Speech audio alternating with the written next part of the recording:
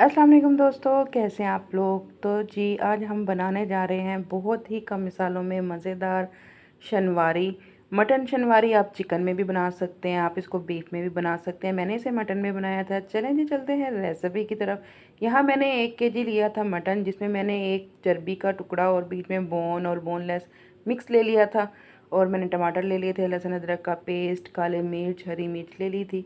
और टमाटरों को मैंने ना 2-2 पीसेस में कट कर लिया था। आपने टमाटरों को 2-2 पीसेस में कट करना है, क्योंकि हमने इसका जो छिलका है वो रिमूव करना है।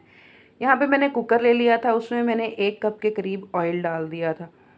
ऑयल जब अच्छे से गर्म हो गया, उसमें मैंने 1 टीस्पून नमक डाल दिया था और उसको अच्छे से गर्म होने दिया। उसके बाद मैंने इसमें गोश्त डाला और गोश्त को मैंने ना फुल फ्लेम पे, हाई फ्लेम पे हमने ना इसको कम से कम 15 मिनट भून लेना है, पास खड़े होके। अच्छे से मैंने इसको भून लिया। जब गोश्त का कलर चेंज हो गया था तो मैंने इसमें लहसुन अदरक का पेस्ट डाल दिया था और मज़ीद 5 मिनट इसको भून लिया। आप ये देखें कि हमने इसको हाई फ्लेम पे ही भूनना है। जब इसका लहसुन अदरक का खुशबू आने लग गई तो मैंने उसके साथ फिर इसमें हल्दी डाल दी थी और फिर 1-2 मिनट के लिए इसको भून के साथ ही मैंने इसमें फिर 1 कप जो है ना पानी डाल दिया था।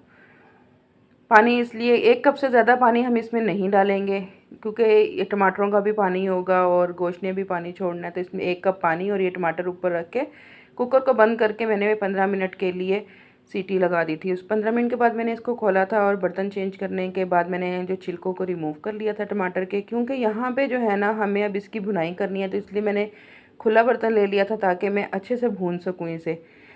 चलें जी, यहाँ पे मैंने जो चम्मच से टमाटर को ऐसा ऐसा प्रेस कर रही थी, फुल आंच थी नीचे और मैं इसको भून रही थी ताकि जो है ना इसका पेस्ट बन जाए। चलें जी, मैं इतने में भूनती हूँ। आप मेरे चैनल को सब्सक्राइब कर दें, लाइक कर दें, शेयर कर दें और प्यारा सा कमेंट कर दें। आपका कमेंट मेरी हौसला अफजाई होती है, मुझे आपके कमेंट का बहुत इंतज़ार रहता है। यहाँ पे जी मैंने 1 टीस्पून डाल दिया था काली मिर्च को। आप ये देखें कि हमने इसमें सिर्फ नमक, हल्दी और काली मिर्च, ये 3 मिसालों का यूज़ किया है और कोई मिसाला हमने इसमें नहीं डाला, ना गरम मसाला, ना लाल मिर्च, ना धनिया, कुछ भी नहीं डाला हमने इसमें। यहाँ पे जी मैंने दही डाल दी थी दम वाले फ्लेम पे और इसको 5 मिनट के लिए दम वाले फ्लेम पे ही ढक दिया था। अभी पानी था दही का। ये देखें जी, यहाँ पे दही का पानी सूख गया, मैंने तेज़ आंच करके इसको भून लिया। तेज़ आंच करके जब भूनने के बाद मुझे लगा कि ये जी अब हांडी मेरी तैयार है, बस जी माशाल्लाह। फिर इसको हमने अब गार्निशिंग करना है बहुत। ऊपर से मैंने हरी मिर्च डाल दी, प्याज डाल दिया, कटे हुए नींबू डाल दिए, ज़रा इसको खूबसूरत बनाया। लें जी, यहाँ मैंने किया डिश आउट।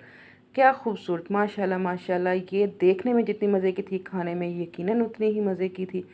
मेरे घर में आज बहुत तारीफ़ हुई। अगर आप भी तारीफ़ बटोरना चाहते हैं और अपने घर में एक अच्छा मज़ेदार खाना तैयार करना चाहते हैं तो ये डिश ज़रूर ट्राई करिएगा। मेरी तरफ से ये टोटली रिकमेंडेड होगी आपको।